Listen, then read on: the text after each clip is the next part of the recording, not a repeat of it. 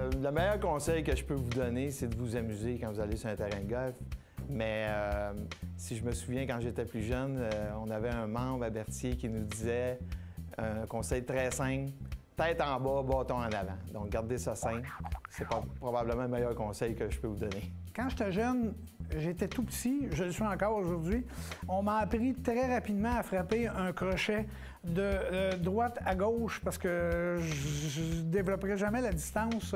Donc, c'est quand on m'a appris à frapper communément ce qu'on appelle un draw. Ça m'a beaucoup aidé dans mon match, effectivement. J'ai eu la chance, dans les années 90, de jouer 9 trous avec Raymond Richer. Et puis, après 9 trous, il m'a corrigé ma prise de ma main gauche. Puis depuis ce temps-là, j'ai de la puissance comme j'en avais pas avant. Donc, ça, c'est le conseil dont je vais toujours me rappeler. Mon conseil, je dirais que c'est un conseil qui m'a été donné par Roger Lauzon. Toujours travailler sur la prise, la posture, l'alignement. Toujours revenir à la base. Parce que si ces fondamentaux-là font défaut, tout ça va avoir une occasion, avoir des conséquences sur l'élan par la suite.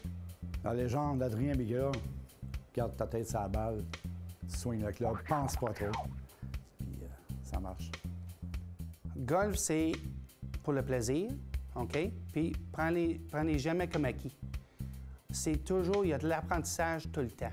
La journée qu'on pense qu'on l'a, c'est là qu'on va le perdre. Meilleur conseil, quand on a joué souvent en famille, quand on était jeunes, il y avait toujours un petit esprit de compétition qui régnait. Et mon père nous disait souvent, parce qu'on se frustrait évidemment quand on manquait un coup, en essayant de battre le père, le frère, la sœur, il nous disait tout le temps, à moins que tu aies une baguette magique que tu peux reprendre le coup que tu viens de frapper, perds pas ton temps avec ce coup-là, pense au prochain, parce que ça donne absolument rien. C'est ce conseil-là, je pense que j'utilise le plus quand je joue, parce que des bons coups à tous les coups, à tous les trous, c'est assez rare. Pour le concept du coup par coup, c'est la chose la plus facile à dire au golf, mais la plus dure à faire.